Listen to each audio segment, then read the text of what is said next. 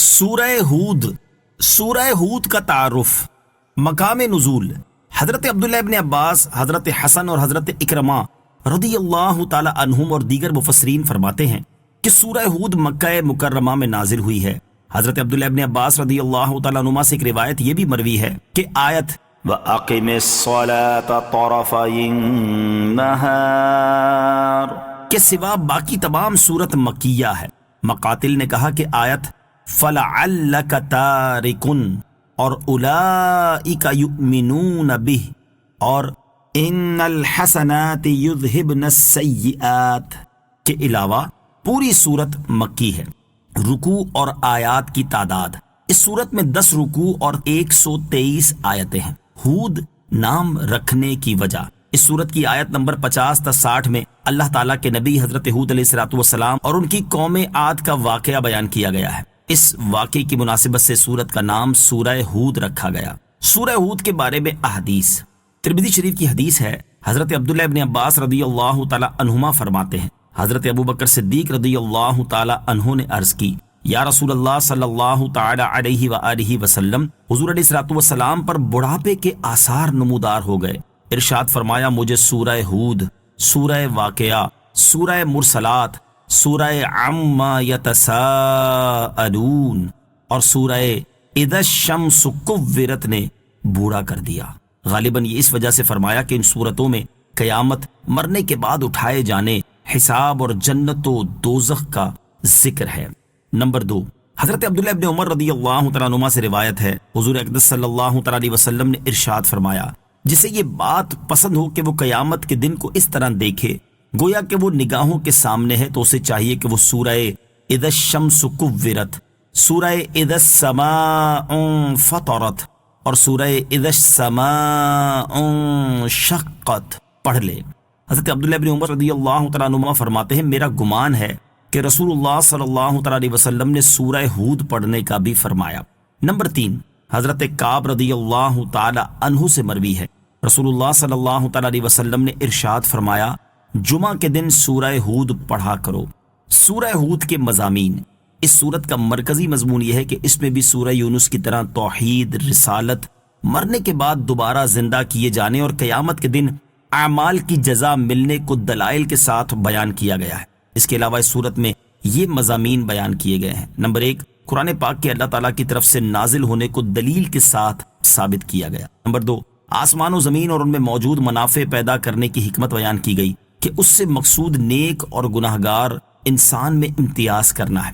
Number 3، مصیبت اور آسانی میں مومن اور کافر کی فطرت کا موازنہ کیا گیا ہے کہ مومن مصیبت آنے پر صبر کرتا ہے اور آسانی ملنے پر شکر کرتا ہے، جبکہ کافر نعمت ملنے پر تکبر و غرور کرتا ہے، جبکہ مصیبت کی حالت میں بڑا مایوس اور ناشکرا ہو جاتا ہے۔ نمبر 4، ہر انسان کی فطرت مختلف ہے، حتیٰ کہ دین قبول کرنے میں بھی ہر ایک کی فطرت جدا ہے۔ نمبر 5، کفار کی طرف سے پہنچنے والی اذیتوں پر اللہ تعالیٰ نے اپنے حبیب صلی اللہ تعالیٰ علیہ وسلم کی تسلی کے لیے سابقہ انبیاء کرام علیہ السلام کے واقعات بیان فرمائے، اور ان واقعات میں تمام مسلمانوں کے لیے بھی عبرت اور نصیحت ہے۔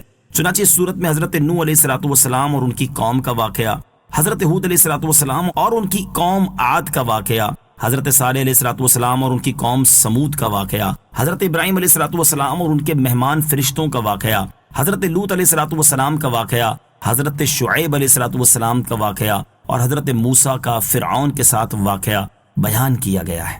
نمبر 6، انبیاء کرام علیہ السلام اور ان کی قوموں کے واقعات بیان کرنے سے حاصل ہونے والی عبرت و نصیحت کا بیان ہے۔ نمبر 7، دین میں استقامت کا حکم دیا گیا اور یہ بتایا گیا کہ سرکشی بربادی کا راستہ ہے اور کفر و شرک کی طرف میلان جہنم کے عذاب کا سبب ہے۔ نمبر 8، نماز کو اس کے اوقات میں قائم کرنے اور نیک اعمال پر صبر کرنے کا حکم دیا گیا۔ نمبر 9، دین کی دعوت سے اعراض کرنے والوں کو عذاب کی وعید سنائی گئی اور متقی لوگوں کے اچھے انجام کو بیان کیا گیا، جس سے واضح ہوتا ہے کہ ترغیب اور ترہیب انفرادی اور اجتماعی اصلاح میں بہت فائدہ مند ہے۔ سورہ یونس کے ساتھ مناسبت، سورہ ہود کی اپنے سے ماقبل سورت یونس کے ساتھ مناسبت یہ ہے کہ یہ معنی، موضوع، ابتدا اور اختتام میں سورہ یونس کے موافق ہے، اور سورہ یونس میں جن اعتقادی امور اور انبیاء کرام علیہ السلام کے واقعات کو اجمالی طور پر بیان کیا گیا ہے، سورہ ہود میں انہیں تفصیل کے ساتھ بیان کیا گیا ہے۔ بسم اللہ الرحمن الرحیم۔ ترجمہ: اللہ کے نام سے شروع جو نہایت مہربان رحمت والا ہے۔ الف لام را کتاب احکمت آیاته ثم فصلت من لدن حکیم خبیر۔ ترجمہ: الف لام را، یہ ایک کتاب ہے جس کی آیاتیں حکمت بھری ہیں، پھر انہیں حکمت والے خبردار کی طرف سے تفصیل سے بیان کیا گیا ہے۔ الف لام را، یہ حروف مقطعات میں سے ایک حرف ہے، اس کی مراد اللہ تعالیٰ ہی بہتر جانتا ہے۔ کتاب احکمت آیاتہ، یہ ایک کتاب ہے جس کی آیتیں حکمت بھری ہیں، جیسا کہ دوسری آیت میں ارشاد ہوا، تلک آیات الکتاب الحکیم۔ ترجمہ: یہ حکمت والی کتاب کی آیتیں ہیں۔ بعض مفسرین نے فرمایا کہ احکمت کے معنی یہ ہے کہ ان کی عبارت مستحکم اور پائیدار ہے۔ اس صورت میں معنی یہ ہوں گے کہ اس میں کوئی نقص اور خلل راہ نہیں پا سکتا، جیسے کوئی مضبوط اور پختہ عمارت ہو۔ اور حضرت عبداللہ ابن عباس رضی اللہ تعالیٰ عنہما نے فرمایا اس کا معنی یہ ہے کہ کوئی کتاب ان آیات کی ناسخ نہیں، جیسا کہ یہ آیتیں دوسری کتابوں اور شریعتوں کی ناسخ ہیں۔ ثم فصلت، پھر انہیں تفصیل سے بیان کیا گیا ہے، یعنی سورت سورت اور آیت آیت جدا جدا ذکر کی گئیں، یا علیحدہ علیحدہ نازل ہوئیں، یا عقائد و احکام، مواعظ، واقعات اور غیبی خبریں ان میں بتفصیل بیان فرمائی گئیں۔ اللہ تعبدوا الا اللہ اننی لکم منہ نذیر وبشیر۔ ترجمہ: کہ تم صرف اللہ کی عبادت کرو، بے شک میں تمہارے لیے اس کی طرف سے ڈر اور خوشی کی خبریں دینے والا ہوں۔ اللہ تعبدوا الا اللہ، کہ تم صرف اللہ کی عبادت کرو۔ اس آیت کا ایک معنی یہ ہے کہ قرآن مجید ایک کتاب ہے جس کی آیتیں حکمت بھری ہیں، پھر انہیں حکمت والے اور خبردار اللہ عز و جل کی طرف سے تفصیل سے بیان کیا گیا ہے، تاکہ تم صرف اللہ تعالیٰ کی عبادت کرو اور اس کے علاوہ کسی اور کی عبادت کرنا چھوڑ دو۔ اس سے ثابت ہوا کہ قرآن مجید کو نازل کرنے کا اصلی مقصد یہ ہے کہ لوگ صرف اللہ تعالیٰ کی عبادت کریں، اور جس نے اللہ تعالیٰ کی عبادت نہ کی تو وہ ناکام و نامراد ہے۔ دوسرا معنی یہ ہے کہ قرآن عظیم کی آیتیں حکمت بھری ہیں تاکہ حضور اقدس علیہ الصلوۃ والسلام لوگوں کو یہ حکم دیں کہ وہ اللہ تعالیٰ کے سوا اور کسی کی عبادت نہ کریں، اور لوگوں سے یہ فرما دیں کہ میں اللہ تعالیٰ کی طرف سے تمہیں کفر اور غیر اللہ کی عبادت کرنے پر قائم رہنے کی صورت میں اس کے عذاب سے ڈرانے اور ایمان لانے کی صورت میں اس کے اجر و ثواب کی خوشخبری دینے والا ہوں۔ وَأَنِ اسْتَغْفِرُوا رَبَّكُمْ ثُمَّ تُوبُوا إِلَيْهِ يُمَتِّعْكُمْ مَتَاعًا حَسَنًا إِلَى أَجَلٍ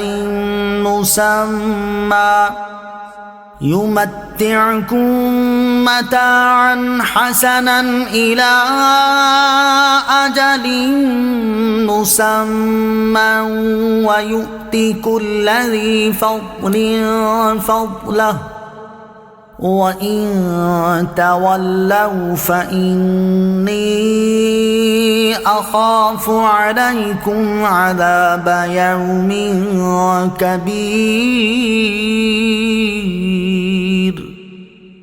إِلَى اللَّهِ مَرْجِعُكُمْ وَهُوَ عَلَى كُلِّ شَيْءٍ قَدِيرٌ۔ ترجمہ: اور یہ کہ اپنے رب سے معافی مانگو پھر اس کی طرف توبہ کرو تو وہ تمہیں ایک مقررہ مدت تک بہت اچھا فائدہ دے گا، اور ہر فضیلت والے کو اپنا فضل عطا فرمائے گا، اور اگر تم منہ پھیرو تو میں تم پر بڑے دن کے عذاب کا خوف کرتا ہوں۔ اللہ ہی کی طرف تمہارا لوٹنا ہے اور وہ ہر شے پر قادر ہے۔ وَأَنِ اسْتَغْفِرُوا رَبَّكُمْ ثُمَّ تُوبُوا إِلَيْهِ، اور یہ کہ اپنے رب سے معافی مانگو پھر اس کی طرف توبہ کرو۔ اس آیت کا خلاصہ یہ ہے کہ اور نبی کریم علیہ الصلوۃ والسلام لوگوں کو یہ حکم دے کہ تم اللہ تعالیٰ سے اپنے گزشتہ گناہوں کی معافی مانگو اور آئندہ گناہ کرنے سے توبہ کرو، تو جس نے اپنے گناہوں سے پکی توبہ کی اور اخلاص کے ساتھ رب تعالیٰ کا عبادت گزار بندہ بن گیا تو اللہ تعالیٰ اسے کثیر رزق اور وسعت عیش عطا فرمائے گا۔ جس کی وجہ سے وہ امن و راحت کی حالت میں زندگی گزارے گا اور اللہ تعالیٰ اس سے راضی ہوگا۔ اگر دنیا میں اسے کسی مشقت کا سامنا بھی ہوا تو اللہ عز و جل کی رضا حاصل ہونے کی وجہ سے یہ اس کے درجات کی بلندی کا سبب ہوگی۔ اور جو توبہ نہ کرے، کفر اور گناہوں پر قائم رہے، تو وہ خوف اور مرض میں مبتلا رہے گا اور اسے اللہ عز و جل کی ناراضی کا سامنا بھی ہوگا، اگرچہ دنیا کی لذتیں اس پر وسیع ہو جائیں، کیونکہ اس عیش میں کوئی بھلائی نہیں جس کے بعد جہنم نصیب ہو۔ توبہ اور استغفار میں فرق اور وسعت رزق کے لیے بہتر عمل۔ توبہ اور استغفار میں فرق یہ ہے کہ جو گناہ ہو چکے ان سے معافی مانگنا استغفار ہے، اور پچھلے گناہوں پر شرمندہ ہو کر آئندہ گناہ نہ کرنے کا عہد کرنا توبہ ہے۔ اور اس آیت سے یہ معلوم ہوا کہ اخلاص کے ساتھ توبہ و استغفار کرنا درازی عمر اور رزق میں وسعت کے لیے بہتر عمل ہے۔ وَيُؤْتِ كُلَّ ذِي فَضْلٍ فَضْلَهُ، اور ہر فضیلت والے کو اپنا فضل عطا فرمائے گا، یعنی جس نے دنیا میں نیک عمل کیے ہوں، آخرت میں اللہ تعالیٰ اسے اجر و ثواب عطا فرمائے گا۔ حضرت ابو عالیہ رحمۃ اللہ تعالی علیہ فرماتے ہیں، آیت کا معنی یہ ہے کہ جس کی دنیا میں نیکیاں زیادہ ہوں گی، اس کی نیکیوں کا ثواب اور جنت میں درجات بھی زیادہ ہوں گے، کیونکہ اعمال کے مطابق جنت کے درجات ملیں گے۔ بعض مفسرین نے فرمایا اس آیت کا معنی یہ ہے کہ جس نے اللہ تعالیٰ کے لیے عمل کیا تو اللہ تعالیٰ آئندہ کے لیے اسے نیک عمل اور اطاعت کی توفیق عطا فرمائے گا۔ ایک نیکی دوسری نیکی کی توفیق کا ذریعہ بنتی ہے۔ آیت کے تیسرے معنی کے اعتبار سے کہا جا سکتا ہے کہ ایک نیکی اگلی نیکی کی توفیق کا ذریعہ بنتی ہے، اس لیے نیکی کی ابتدا بہت عمدہ شے ہے۔ جیسے فرائض کی ادائیگی کرتے رہیں گے تو نوافل کی طرف بھی دل مائل ہو ہی جائیں گے، یوں ہی زبان سے ذکر کرتے رہیں گے تو دل بھی ذاکر ہو ہی جائے گا۔ یہاں ایک اور بات یاد رکھنی چاہیے کہ ہمارے معاشرے میں بعض لوگ ایسے بھی ہیں کہ وہ جتنی مستحب چیزوں پر عمل کی تاکید کرتے ہیں اتنی فرائض پر عمل کی تاکید نہیں کرتے، اور جب انہیں فرائض پر عمل کی تاکید کا کہا جائے تو ان کا جواب یہ ہوتا ہے کہ جب لوگ مستحب پر عمل کرنا شروع ہو جائیں گے تو فرائض کے خود ہی پابند بن جائیں گے، جبکہ ان کی مستحب پر عمل کی مسلسل تاکید کا نتیجہ یہ نکلا کہ لوگوں نے فرائض کے مقابلے میں مستحبات پر زیادہ عمل کرنا شروع کر دیا اور فرائض پر عمل میں کوتاہی کرنے لگ گئے۔ اس لیے ہونا یہ چاہیے کہ فرائض پر عمل کی ترغیب دینا اولین ترجیح ہو اور اس کے لیے کوشش بھی زیادہ ہو، تاکہ لوگوں کی نظر میں فرائض کی اہمیت میں اضافہ ہو اور وہ فرائض کی بجا آوری کی طرف زیادہ مائل ہوں۔ البتہ اس کے ساتھ مستحب پر عمل کا بھی ذہن دیا جائے تاکہ لوگوں میں زیادہ نیکیاں کرنے کا جذبہ پیدا ہو۔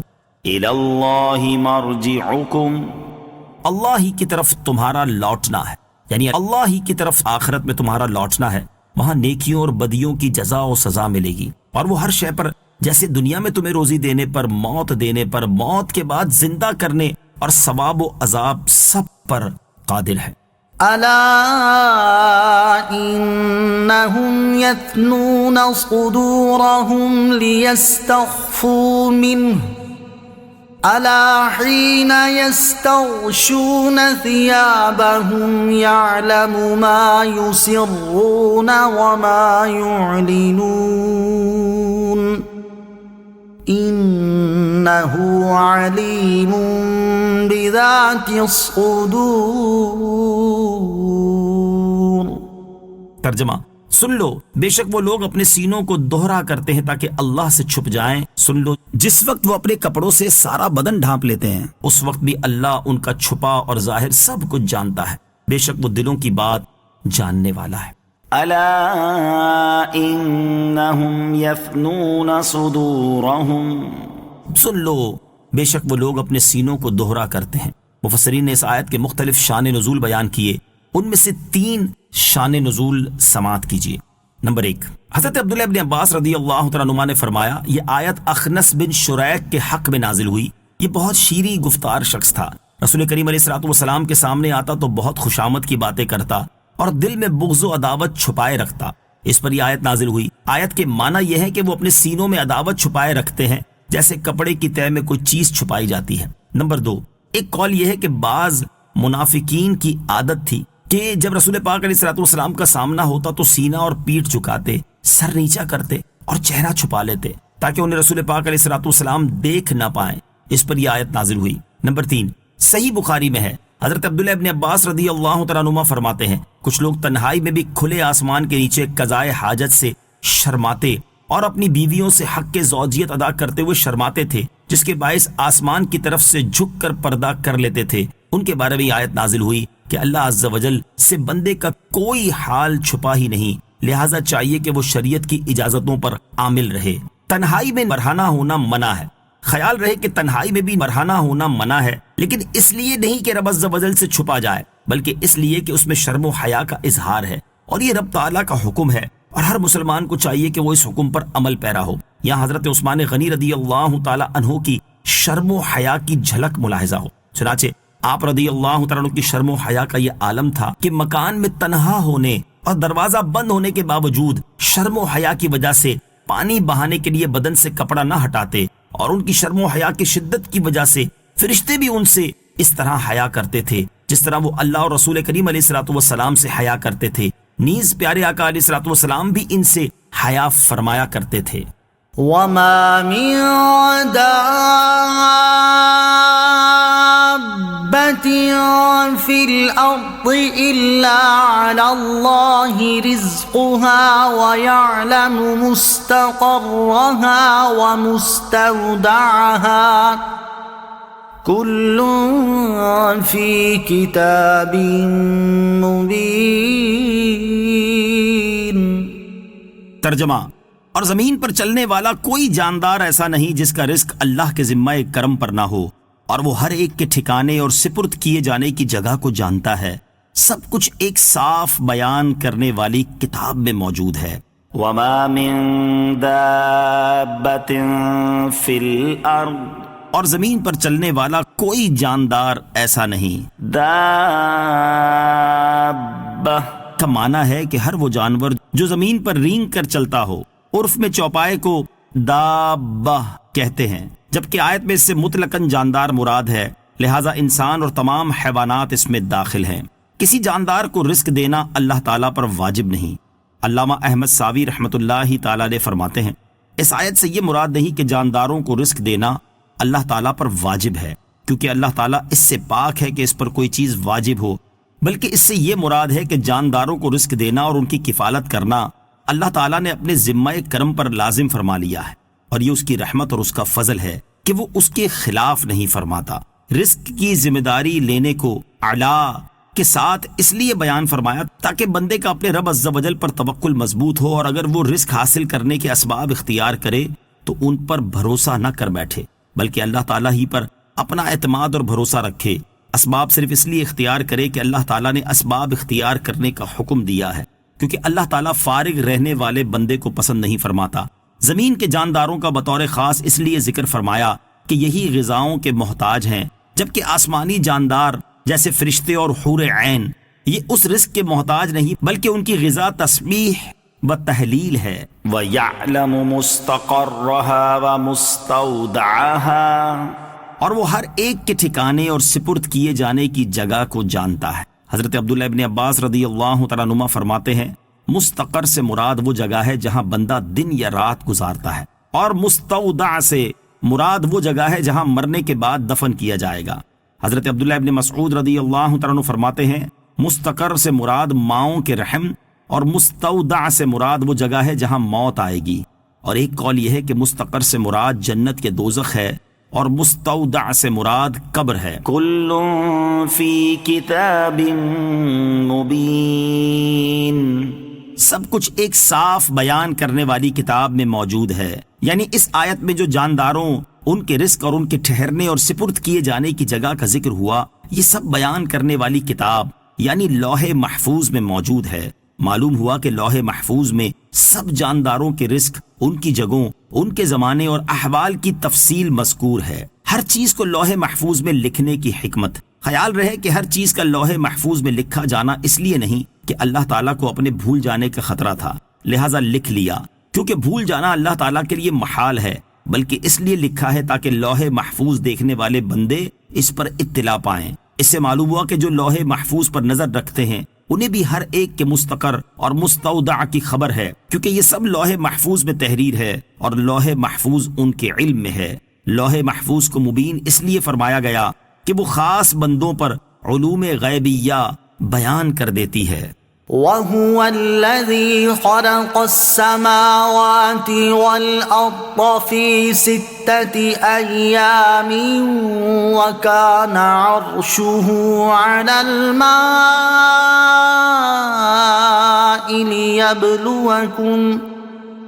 لِيَبْلُوَكُمْ أَيُّكُمْ أَحْسَنُ عَمَلًا وَلَئِن قُلْتَ إِنَّكُمْ مَبْعُوثُونَ مِن بَعْدِ الْمَوْتِ لَيَقُولَنَّ الَّذِينَ كَفَرُوا إِنْ هَذَا إِلَّا سِحْرٌ مُبِينٌ۔ ترجمہ: اور وہی ہے جس نے آسمانوں اور زمین کو 6 دن میں بنایا اور اس کا عرش پانی پر تھا، تمہیں پیدا کیا تاکہ تمہیں آزمائے کہ تم میں کون اچھے عمل کرتا ہے۔ اور اگر تم کہو اے لوگو تمہیں مرنے کے بعد اٹھایا جائے گا، تو کافر ضرور کہیں گے کہ یہ قرآن تو کھلا جادو ہے۔ وَهُوَ الَّذِي خَلَقَ السَّمَاوَاتِ وَالْأَرْضَ فِي 6 أَيَّامٍ۔ اور وہی ہے جس نے آسمانوں اور زمین کو 6 دن میں بنایا۔ آسمان بھی 7 ہیں اور زمین بھی 7، لیکن آسمانوں کی حقیقتیں مختلف ہیں، جیسے کوئی لوہے کا، کوئی تانبے کا، کوئی چاندی کا اور کوئی سونے کا ہے، اور تمام زمینوں کی حقیقت صرف مٹی ہے۔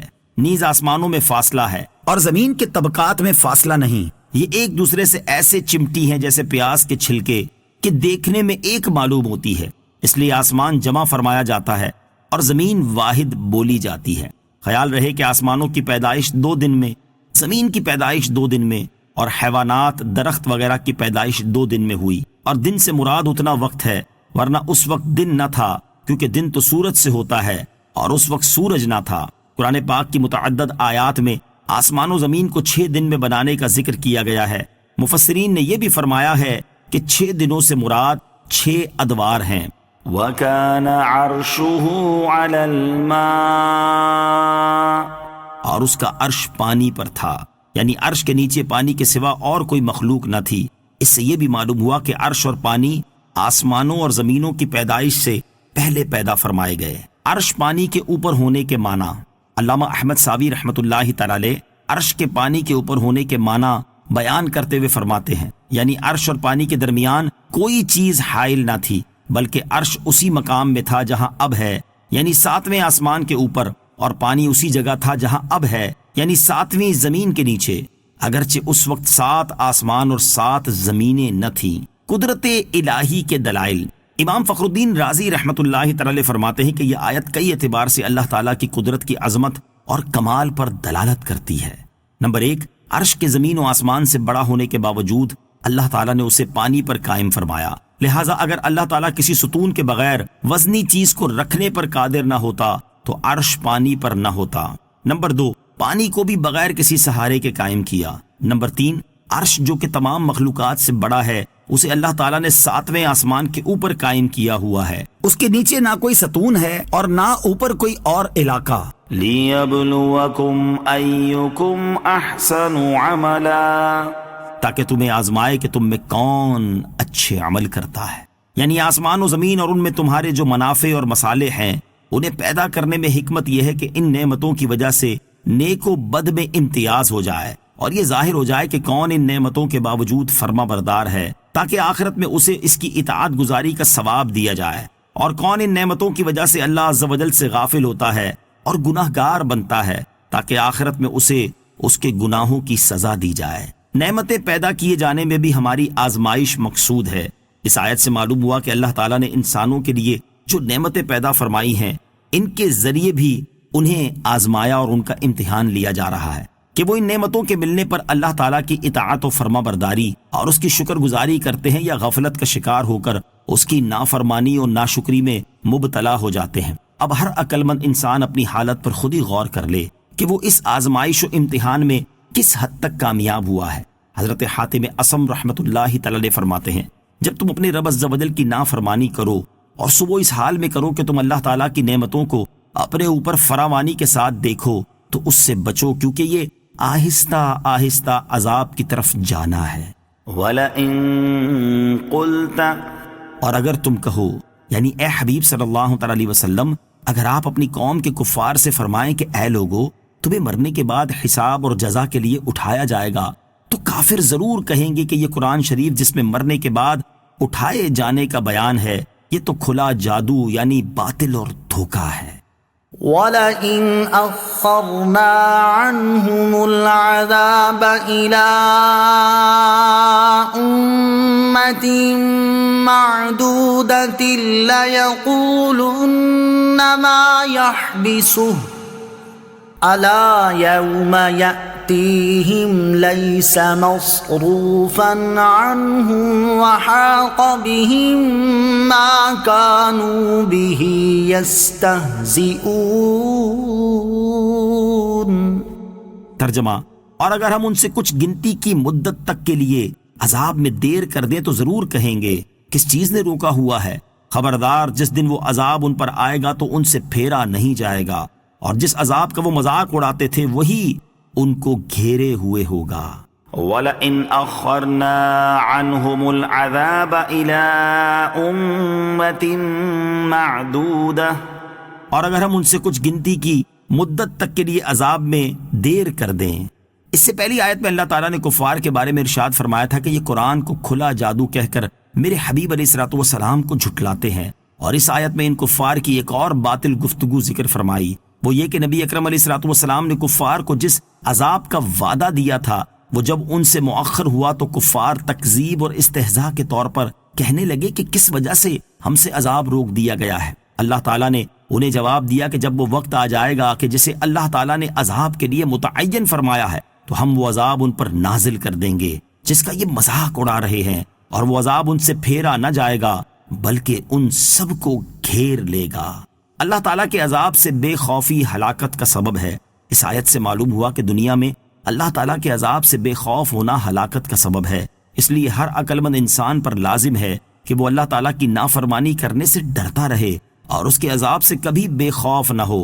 حضرت ابو ہریرہ رضی اللہ تعالیٰ عنہ سے روایت ہے، رسول کریم علیہ الصلوۃ والسلام نے فرمایا، اللہ تعالیٰ ارشاد فرماتا ہے، میری عزت کی قسم میں اپنے کسی بندے پر نہ دو خوف جمع کروں گا اور نہ دو امن جمع کروں گا۔ اگر وہ دنیا میں مجھ سے ڈرے گا تو میں قیامت کے دن اسے امن دوں گا، اور اگر وہ دنیا میں مجھ سے امن میں رہے گا تو میں قیامت کے دن اسے خوف میں مبتلا کر دوں گا۔ ہمارے اسلاف اللہ تعالیٰ کی نافرمانی سے انتہائی دور اور اس کی اطاعت و فرما برداری میں بے حد مصروف رہنے کے باوجود اللہ تعالیٰ کی ناراضی اور اس کے عذاب سے بہت ڈرا کرتے تھے۔ چنانچہ ایک مرتبہ حضرت فضیل بن عیاض رحمۃ اللہ تعالی علیہ نے فرمایا کہ مجھے مقربین پر اس لیے رشک نہیں آتا کہ یہ سب قیامت اور اس کی ہولناکیوں کا مشاہدہ کریں گے، البتہ مجھے صرف اس پر رشک آتا ہے جو پیدا ہی نہیں ہوا، کیونکہ وہ قیامت کے احوال اور اس کی سختیاں نہیں دیکھے گا۔ اور حضرت سری سقطی رحمۃ اللہ تعالی علیہ نے فرمایا، میری خواہش ہے کہ میں بغداد کے علاوہ کسی اور جگہ انتقال کروں، کیونکہ مجھے ڈر ہے کہ اگر میری قبر نے مجھے قبول نہ کیا تو کہیں میں لوگوں کے سامنے رسوا نہ ہو جاؤں۔ اللہ تعالی ہمیں اپنے عذاب سے بے خوف ہونے سے بچائے اور ہمارے دلوں میں اس کا ڈر پیدا فرمائے، آمین۔ وَلَئِنْ أَذَقْنَا الْإِنسَانَ مِنَّا رَحْمَةً ثُمَّ نَزَعْنَاهَا مِنْهُ إِنَّهُ لَيَئُوسٌ كَفُورٌ۔ ترجمہ: اور اگر ہم انسان کو اپنی کسی رحمت کا مزہ دیں پھر وہ رحمت اس سے چھین لیں تو بے شک وہ بڑا مایوس اور ناشکرا ہو جاتا ہے۔ وَلَئِنْ أَذَقْنَا الْإِنسَانَ مِنَّا رَحْمَةً، اور اگر ہم انسان کو اپنی کسی رحمت کا مزہ دیں۔ ایک قول یہ ہے کہ اس آیت میں الانسان سے مراد مطلق انسان ہے۔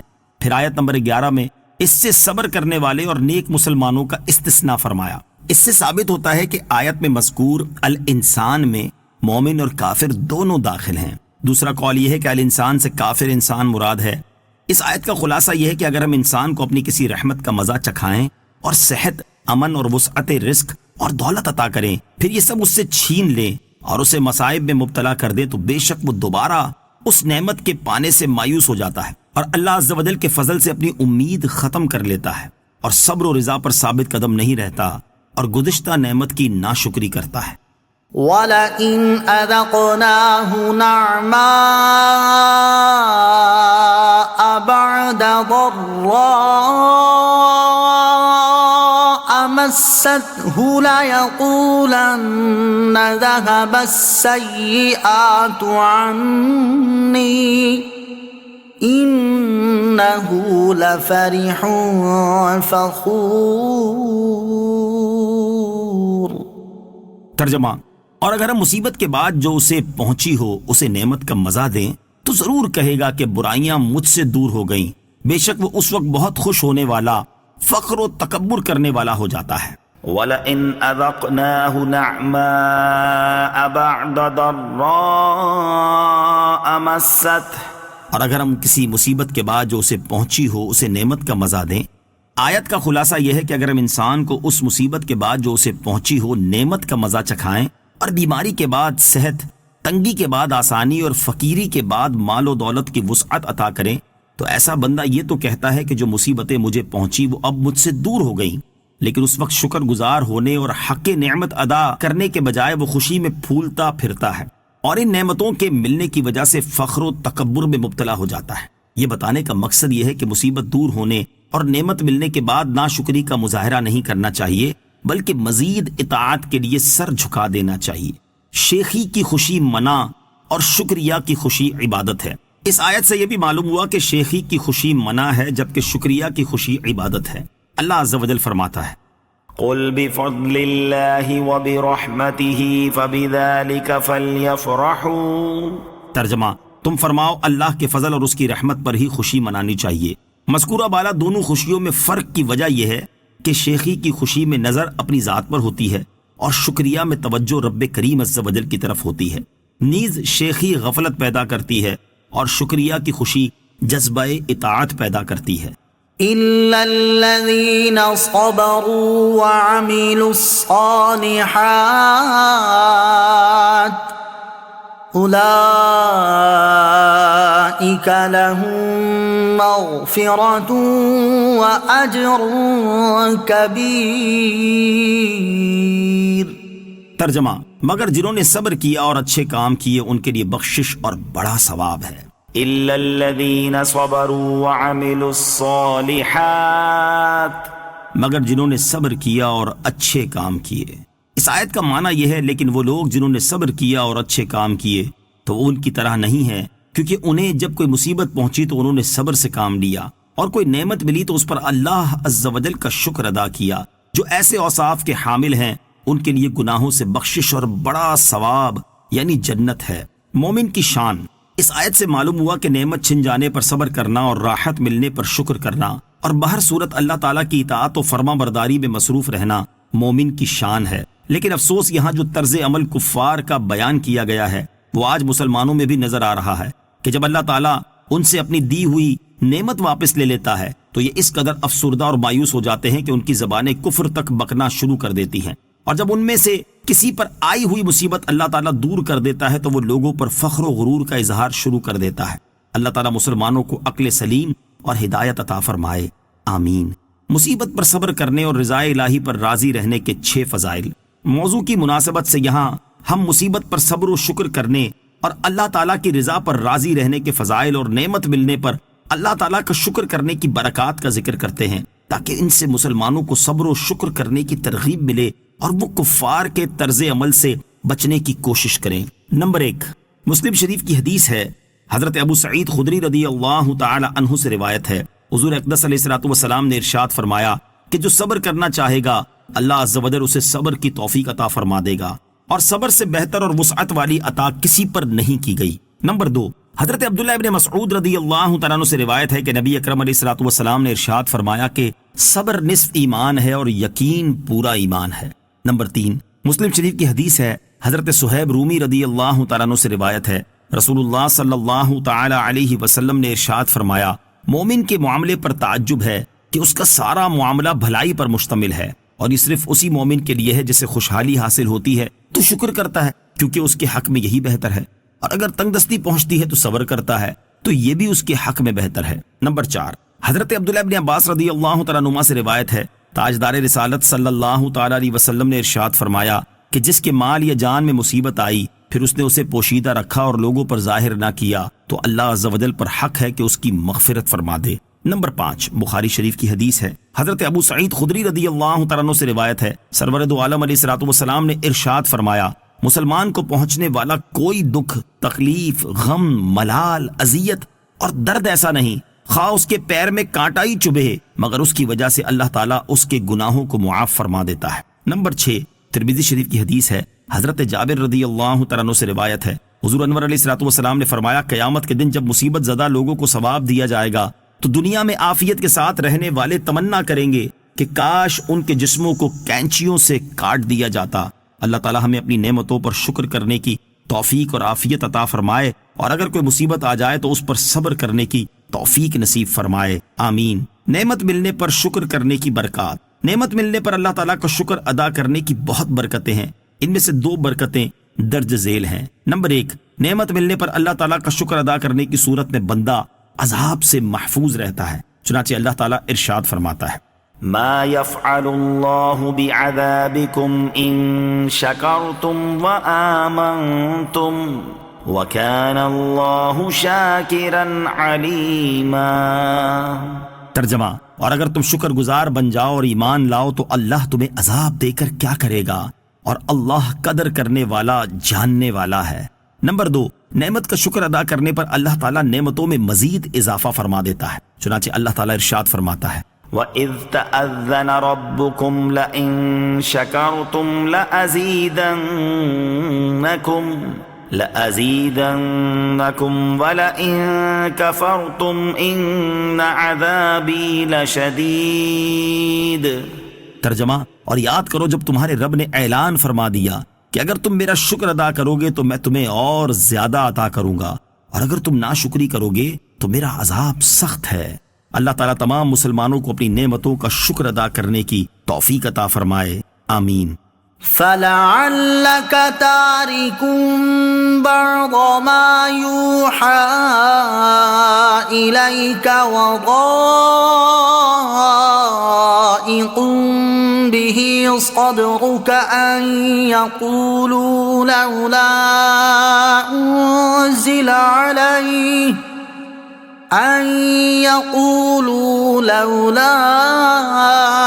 أنزل عليه كنز أو جاء معه ملك إنما أنت نذير والله على كل شيء وكيل۔ ترجمہ، تو کیا تمہاری طرف جو وحی بھیجی جاتی ہے تم اس میں سے کچھ چھوڑ دو گے، اور اس پر تمہارا دل اس وجہ سے تنگ ہو جائے گا کہ وہ کہتے ہیں ان پر کوئی خزانہ کیوں نہیں اترتا، یا ان کے ساتھ کوئی فرشتہ کیوں نہیں آتا؟ تم تو ڈر سنانے والے ہو، اور اللہ ہر چیز پر نگہبان ہے۔ فَلَعَلَّكَ تَارِكٌ بَعْدَ مَا يُوحَىٰ إِلَيْكَ، تو کیا تمہاری طرف جو وحی بھیجی جاتی ہے تم اس میں سے کچھ چھوڑ دو گے؟ اس آیت کی تفسیر میں علماء نے فرمایا ہے کہ اللہ تعالیٰ جانتا ہے کہ اس کے حبیب علیہ الصلوۃ والسلام رسالت کی ادائیگی میں کمی کرنے والے نہیں، اور اس نے ان کو اس سے معصوم فرمایا ہے۔ اس کے باوجود اللہ تعالیٰ نے انہیں تبلیغ رسالت کی تاکید فرمائی، اور اس تاکید میں رسول اللہ صلی اللہ علیہ وسلم کی تسکین خاطر بھی ہے، اور کفار کی مایوسی بھی کہ ان کا مذاق اڑانا تبلیغ کے کام میں مخل نہیں ہو سکتا۔ شان نزول، عبداللہ بن امیہ مخزومی نے رسول اکرم علیہ الصلوۃ والسلام سے کہا تھا کہ اگر آپ سچے رسول ہیں اور آپ کا خدا ہر چیز پر قادر ہے تو اس نے آپ پر خزانہ کیوں نہیں اتارا، یا آپ کے ساتھ کوئی فرشتہ کیوں نہیں بھیجا جو آپ کی رسالت کی گواہی دیتا؟ اس پر یہ آیت کریمہ نازل ہوئی۔ نبی کریم علیہ الصلوۃ والسلام کا وحی میں خیانت کرنا ناممکن ہے۔ امام فخر الدین رازی رحمۃ اللہ تعالی فرماتے ہیں تمام مسلمانوں کا اس پر اجماع اور اتفاق ہے کہ رسول اکرم علیہ الصلوۃ والسلام کا وحی اور تنزیل میں خیانت کرنا اور وحی کی بعض چیزوں کو ترک کر دینا ممکن نہیں، کیونکہ اگر یہ بات ممکن مانے تو اس طرح ساری شریعت ہی مشکوک ہو جائے گی اور نبوت میں تان لازم آئے گا۔ نیز رسالت سے اصل مقصود ہی یہی ہے کہ اللہ تعالیٰ کے تمام احکام بندوں تک پہنچا دیے جائیں، اور جب ایسا نہ ہو تو رسالت سے جو فائدہ مطلوب تھا وہ حاصل ہی نہ ہوگا۔ اس لیے اس آیت کا ظاہری معنی مراد نہیں ہے، بلکہ اس آیت سے مقصود یہ بتانا ہے کہ اگر آپ علیہ الصلوۃ والسلام ساری وحی کی تبلیغ کریں گے تو کفار کی طرف سے طعن و تشنیع اور مذاق اڑانے کا خدشہ ہے، اور اگر آپ علیہ الصلوۃ والسلام بتوں کی مذمت والی آیات نہ بیان کریں گے تو کفار آپ علیہ الصلوۃ والسلام کا مذاق تو نہ اڑائیں گے، لیکن اس طرح وحی میں خیانت لازم آئے گی، اور جب 2 خرابیوں میں سے ایک خرابی لازم ہو تو اس وقت بڑی خرابی کو ترک کر کے چھوٹی خرابی کو برداشت کر لینا چاہیے۔ اور چونکہ وحی میں خیانت کرنے کے مقابلے میں کفار کے طعن و تشنیع کو برداشت کر لینا زیادہ آسان ہے، اس لیے آپ علیہ الصلوۃ والسلام وحی میں خیانت کی خرابی سے دور رہتے ہوئے کفار کے طعن و تشنیع کی خرابی کو برداشت کر لیں۔ ام یقولون افتراہ قل فأتوا بعشر سور مثلہ مفتریات وادعوا من استطعتم من دون اللہ ان کنتم صادقین۔ ترجمہ، کیا یہ کہتے ہیں یہ قرآن نبی نے خود ہی بنا لیا ہے؟ تم فرماؤ اگر یہ بات ہے تو تم بھی ایسی بنائی ہوئی 10 صورتیں لے آؤ، اور اگر تم سچے ہو تو اللہ کے سوا جو مل سکیں سب کو بلا لو۔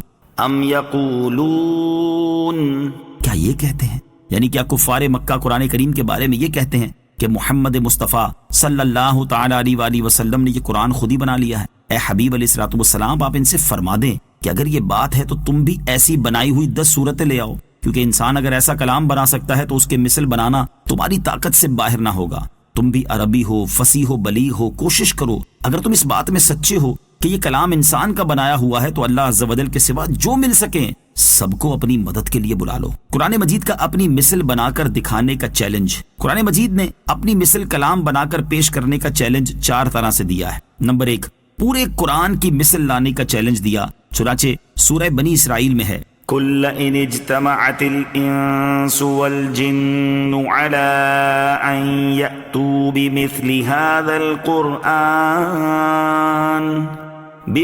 هذا القرآن لا يأتون بمثله ولو كان بعضهم لبعض ظهيرا۔ ترجمہ، تم فرماؤ اگر آدمی اور جن سب اس بات پر متفق ہو جائیں کہ اس قرآن کی مانند لے آئیں تو اس کا مثل نہ لا سکیں گے اگرچہ ان میں ایک دوسرے کا مددگار ہو۔ نمبر 2، 10 صورتوں کی مثل لانے کا چیلنج دیا جیسا کہ زیر تفسیر آیت میں ہے۔ نمبر 3، ایک سورت کی مثل لانے کا چیلنج دیا، چنانچہ سورہ بقرہ میں ہے، وَإِن كُنتُمْ فِي رَيْبٍ مِّمَّا نَزَّلْنَا عَلَىٰ عَبْدِنَا فَأْتُوا بِسُورَةٍ مِّن مِّثْلِهِ وَادْعُوا شُهَدَاءَكُم مِّن دُونِ اللَّهِ إِن كُنتُمْ صَادِقِينَ۔ ترجمہ، اور اگر تمہیں اس کتاب کے بارے میں کوئی شک ہو جو ہم نے اپنے خاص بندے پر نازل کی ہے تو تم اس جیسی ایک صورت بنا لاؤ اور اللہ کے علاوہ اپنے سب مددگاروں کو بلا لو اگر تم سچے ہو۔ اور سورہ یونس میں ہے، ام یقولون افتراہ قل فأتوا بسورة مثله وادعوا من استطعتم من دون اللہ ان کنتم صادقین۔ ترجمہ، کیا وہ یہ کہتے ہیں کہ اس نبی علیہ الصلوۃ والسلام نے اسے خود ہی بنا لیا ہے؟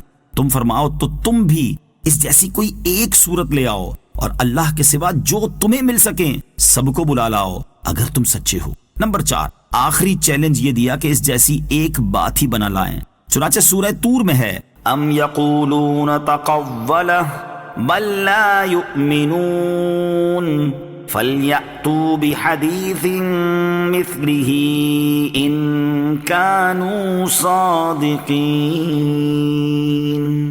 ترجمہ، بلکہ وہ کہتے ہیں کہ اس نبی نے یہ قرآن خود ہی بنا لیا ہے، بلکہ وہ ایمان نہیں لاتے، اگر یہ سچے ہیں تو اس جیسی ایک بات تو لے آئیں۔ فَإِن لَّمْ يَسْتَجِيبُوا لَكُمْ فَاعْلَمُوا أَنَّمَا أُنزِلَ بِعِلْمِ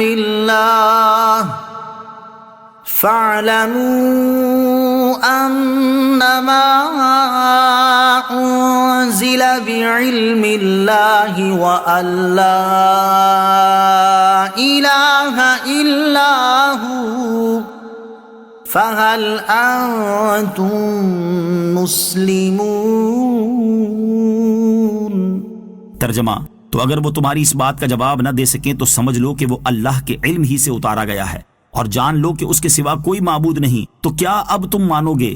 فَإِن لَّمْ يَسْتَجِيبُوا لَكُمْ، تو اے مسلمانوں اگر وہ تمہاری اس بات کا جواب نہ دے سکیں، اس آیت کی ایک تفسیر یہ ہے کہ اے مسلمانوں اگر کفار تمہارے اس چیلنج کا جواب نہ دے سکیں اور 10 صورتوں کی مثل پیش کرنے سے عاجز رہیں تو تم اپنے اس علم پر ثابت قدم رہو کہ قرآن اللہ عز و جل کا ہی کلام ہے، اور جان لو کہ اللہ عز و جل کے سوا کوئی معبود نہیں۔ تو کیا اب تم مانو گے اور یقین رکھو گے کہ یہ اللہ عز و جل کی طرف سے ہے؟ مطلب یہ کہ اعجاز قرآن دیکھ لینے کے بعد ایمان و اسلام پر ثابت رہو۔ دوسری تفسیر یہ ہے کہ اس سے پہلی آیت میں اللہ تعالیٰ نے کفار سے فرمایا کہ اللہ عز و جل کے سوا جو مل سکیں سب کو اپنی مدد کے لیے بلا لو، اور اس آیت میں فرمایا کہ اے کافروں، اگر تمہارے مددگار تمہیں کوئی جواب نہ دے سکیں اور تمہاری کوئی مدد نہ کر سکے تو سمجھ لو کہ یہ قرآن اللہ تعالیٰ کے علم ہی سے اتارا گیا ہے۔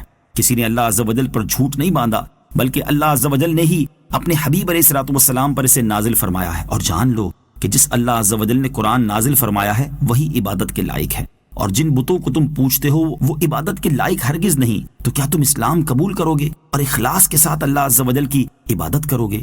من كان يريد الحياة الدنيا وزينتها نوف إليهم أعمالهم فيها وهم فيها لا يبخسون۔ ترجمہ: جو دنیا کی زندگی اور اس کی زینت چاہتا ہو تو ہم دنیا میں انہیں ان کے اعمال کا پورا بدلہ دیں گے اور انہیں دنیا میں کچھ کم نہ دیا جائے گا۔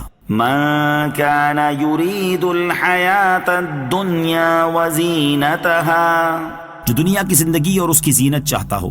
اس آیت کا خلاصہ یہ ہے کہ جو اپنے نیک اعمال سے دنیا کی زندگی اور اس کی زینت چاہتا ہو اور اپنی کم ہمتی سے آخرت پر نظر نہ رکھتا ہو تو ہم انہیں ان کے اعمال کا پورا بدلہ دیں گے، اور جو اعمال انہوں نے طلب دنیا کے لیے کیے ہیں ان کا اجر صحت و دولت، وسعت رزق اور کثرت اولاد وغیرہ سے دنیا ہی میں پورا کر دیں گے، اور طلب دنیا کے لیے کیے ہوئے اعمال کے اجر میں کمی نہ کریں گے بلکہ ان اعمال کا پورا اور کامل اجر دیں گے۔ نیک اعمال کے ذریعے دنیا طلب کرنے والوں کا انجام۔ اس آیت سے معلوم ہوا کہ جو لوگ دنیا کی طلب اور اس کی زیب و زینت اور آرائش پانے کی خاطر نیک اعمال کرتے ہیں انہیں ان اعمال کا بدلہ دنیا میں ہی مختلف انداز سے دے دیا جاتا ہے، اور آخرت میں ان کا کوئی حصہ باقی نہیں رہتا۔ اسی بات کو بیان کرتے ہوئے ایک اور مقام پر اللہ تعالیٰ ارشاد فرماتا ہے: من كان يريد العاجلة عجلنا له فيها ما نشاء لمن نريد ثم جعلنا له جهنم يصلاها مذموما مدحورا ومن أراد الآخرة وسعى لها سعيها وهو مؤمن فأولئك كان سعيهم مشكورا۔ ترجمہ: جو جلدی والی دنیا چاہتا ہے تو ہم جسے چاہتے ہیں اس کے لیے دنیا میں جو چاہتے ہیں جلد دے دیتے ہیں، پھر ہم نے اس کے لیے جہنم بنا رکھی ہے جس میں وہ مذموم مردود ہو کر داخل ہوگا، اور جو آخرت چاہتا ہے اور اس کے لیے ایسی کوشش کرتا ہے جیسی کرنی چاہیے اور وہ ایمان والا بھی ہو تو یہی وہ لوگ ہیں جن کی کوشش کی قدر کی جائے گی۔ اور ارشاد فرماتا ہے: من كان يريد حرث الآخرة نزد له في حرثه ومن كان يريد حرث الدنيا نؤته منها وما له في الآخرة من نصيب۔ ترجمہ: جو آخرت کی کھیتی چاہتا ہے تو ہم اس کے لیے اس کی کھیتی میں اضافہ کر دیتے ہیں، اور جو دنیا کی کھیتی چاہتا ہے تو ہم اسے اس میں سے کچھ دے دیتے ہیں اور آخرت میں اس کا کچھ حصہ نہیں۔ نیز ترمذی شریف میں ہے کہ جب حضرت شفیہ اصبحی رضی اللہ تعالی عنہ نے حضرت ابو ہریرہ رضی اللہ تعالی عنہ سے عرض کی: میں فلاں فلاں کے حق سے عرض کرتا ہوں کہ مجھے کوئی ایسی حدیث سنائے جسے آپ نے رسول کریم علیہ الصلوۃ والسلام سے سنا، سمجھا اور جان لیا ہو۔ تو حضرت ابو ہریرہ رضی اللہ تعالیٰ عنہ نے فرمایا: اچھا میں تمہیں ایک حدیث سناتا ہوں جسے میں نے حضور اقدس علیہ الصلوۃ والسلام سے سنا، سمجھا اور جانا ہے۔ پھر آپ سسکیاں لینے لگے یہاں تک کہ بے ہوش ہو گئے۔ میں نے تھوڑی دیر انتظار کیا اور جب آپ کو کچھ افاقہ ہوا تو فرمایا: میں تم سے ایک حدیث بیان کرتا ہوں جسے حضور انور علیہ الصلوۃ والسلام نے اس مقام پر مجھ سے بیان فرمایا، اور اس وقت ہم دونوں کے سوا کوئی تیسرا آدمی یہاں نہ تھا۔ پھر آپ سسکیاں لینے لگے یہاں تک کہ بے ہوش ہو گئے۔ جب ہوش آیا تو منہ صاف کر کے فرمایا: میں تم سے ایک حدیث بیان کرتا ہوں جسے نبی کریم علیہ الصلوۃ والسلام نے اس مقام پر مجھ سے بیان فرمایا، اور اس وقت یہاں ہم دونوں کے سوا اور کوئی نہیں تھا۔ پھر آپ سسکیاں لینے لگے یہاں تک کہ بے ہوش ہو کر منہ کے بل جھک گئے۔ میں نے کافی دیر تک آپ کو سہارا دیا، اور جب ہوش آیا تو فرمایا: رسول اللہ صلی اللہ علیہ وسلم نے مجھ سے ارشاد فرمایا: جب قیامت کا دن ہوگا اللہ تعالیٰ بندوں کی طرف متوجہ ہوگا تاکہ ان کے درمیان فیصلہ فرمائے۔ اس وقت تمام امتیں گھٹنوں کے بل بیٹھی ہوں گی اور سب سے پہلے 3 آدمیوں کو بلایا جائے گا۔ نمبر 1 جس نے قرآن یاد کیا ہوگا، نمبر 2 جو اللہ تعالیٰ کے راستے میں قتل کیا گیا ہوگا، نمبر 3 زیادہ مالدار شخص۔ اللہ تعالیٰ اس قاری سے فرمائے گا کیا میں نے تمہیں وہ کلام نہ سکھایا جو میں نے اپنے حبیب علیہ الصلوۃ والسلام پر نازل کیا تھا؟ وہ عرض کرے گا ہاں یا رب۔ اللہ تعالیٰ فرمائے گا تو نے اپنے علم کے مطابق کیا عمل کیا؟ وہ عرض کرے گا میں رات دن اس کی تلاوت کرتا رہا۔ اللہ تعالیٰ فرمائے گا تو نے جھوٹ کہا، اور فرشتے بھی کہیں گے کہ تو جھوٹا ہے۔ اللہ تعالیٰ فرمائے گا تو تلاوت قرآن سے یہ چاہتا تھا کہ کہا جائے فلاں قاری ہے تو وہ تجھے کہہ دیا گیا، تو چلا جا، آج کے دن ہمارے پاس تیرے لیے کوئی شے نہیں۔ پھر دولت مند کو لایا جائے گا اور اس سے اللہ تعالیٰ فرمائے گا کیا میں نے تجھے مال میں اتنی وسعت نہ دی کہ تجھے کسی کا محتاج نہ رکھا؟ وہ عرض کرے گا ہاں یا رب۔ اللہ تعالیٰ فرمائے گا میری دی ہوئی دولت سے تو نے کیا عمل کیا؟ وہ عرض کرے گا میں اس کے ذریعے قریبی رشتہ داروں کے ساتھ صلہ رحمی کرتا اور خیرات کیا کرتا تھا۔ اللہ تعالیٰ فرمائے گا کہ تو جھوٹا ہے، اور فرشتے بھی کہیں گے کہ تو جھوٹا ہے۔ اللہ تعالیٰ فرمائے گا تو صلہ رحمی اور خیرات سے یہ چاہتا تھا کہ کہا جائے فلاں بڑا سخی ہے تو ایسا کہا جا چکا ہے، اب تو چلا جا، آج کے دن ہمارے پاس تیرے لیے کوئی شے نہیں۔ پھر شہید کو لایا جائے گا تو اللہ تعالیٰ فرمائے گا تو کس لیے قتل ہوا؟ وہ عرض کرے گا تو نے مجھے اپنے راستے میں جہاد کرنے کا حکم دیا تو میں نے لڑائی کی یہاں تک کہ میں شہید ہو گیا۔ اللہ تعالیٰ اس سے فرمائے گا تو جھوٹا ہے، اور فرشتے بھی کہیں گے کہ تو جھوٹا ہے۔ اللہ تعالیٰ فرمائے گا تیری جہاد کرنے سے نیت یہ تھی کہ لوگ کہیں فلاں بڑا بہادر ہے، تو یہ بات کہہ دی گئی، تو چلا جا، آج کے دن ہمارے پاس تیرے لیے کوئی شے نہیں۔ حضرت ابو ہریرہ رضی اللہ تعالیٰ عنہ فرماتے ہیں کہ پھر رسول اللہ صلی اللہ تعالیٰ علیہ وسلم نے میرے زانوں پر اپنا دست اقدس مارتے ہوئے فرمایا اے ابو ہریرہ رضی اللہ تعالیٰ عنہ، اللہ تعالیٰ کی مخلوق میں سب سے پہلے انہی 3 آدمیوں کے ذریعے جہنم کو بھڑکایا جائے گا۔ یہی حدیث جب حضرت امیر معاویہ رضی اللہ تعالیٰ عنہ کے سامنے بیان کی گئی تو آپ نے فرمایا ان تینوں کا یہ حشر ہے تو باقی لوگوں کا کیا حال ہوگا؟ پھر آپ بہت روئے، یہاں تک کہ لوگوں نے خیال کیا کہ آپ جان دے دیں گے۔ پھر جب حضرت امیر معاویہ رضی اللہ تعالیٰ عنہ کو ہوش آیا تو آپ نے چہرہ پونچھ کر کہا اللہ تعالیٰ اور اس کے رسول علیہ الصلوۃ والسلام نے سچ فرمایا۔ من كان يريد الحياة الدنيا وزينتها نوفي إليهم أعمالهم فيها وهم فيها لا يبخسون أولئك الذين ليس لهم في الآخرة إلا النار وحبط ما صنعوا فيها وباطل ما كانوا يعملون۔ ترجمہ، جو دنیا کی زندگی اور اس کی زینت چاہتا ہو تو ہم دنیا میں انہیں ان کے اعمال کا پورا بدلہ دیں گے اور انہیں دنیا میں کچھ کم نہ دیا جائے گا۔ یہ وہ لوگ ہیں جن کے لیے آخرت میں آگ کے سوا کچھ نہیں، اور دنیا میں جو کچھ انہوں نے کیا وہ سب برباد ہو گیا اور ان کے اعمال باطل ہیں۔ اللہ تعالیٰ ہمیں اپنی رضا کے لیے نیک اعمال کرنے کی توفیق عطا فرمائے اور ان کے ذریعے دنیا طلب کرنے سے محفوظ فرمائے، آمین۔